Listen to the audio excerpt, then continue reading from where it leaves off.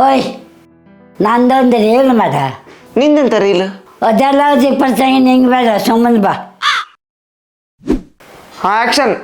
ಎಲ್ಲರೂ ಏಪ್ರಿಲ್ 26 ಮತ್ತು ಮೇ 7ಕ್ಕೆ ತಪ್ಪದೆ ಮತದಾನ ಮಾಡಿ. ಪ್ರತಿಯೊಬ್ಬರ ಮತನೂ ಅತ್ಯಮೂಲ್ಯವಾದದ್ದು. ಮತದಾನ ನಮ್ಮ ಹಕ್ಕು. ಹಾಗಾಗಿ ತಪ್ಪದೆ ಎಲ್ಲರೂ ಮತ ಚಲಾಯಿಸಿ. ಈ ಐಡಿಯಾ ನಿಂಗೆ ಹೆಂಗೆ ಬಂತು? ನಮ್ಮ ವಿಡಿಯೋ ಲಕ್ಷಾಂತರ ಜನ ನೋಡ್ತಾರಲ್ಲ, ಇದು ನೋಡಿ ಎಲ್ಲರೂ ಓಟ್ ಹಾಕಲಿ ಮಾಡಿದೆ. ವೋಟಿಂಗ್ ಯಾವಾಗ?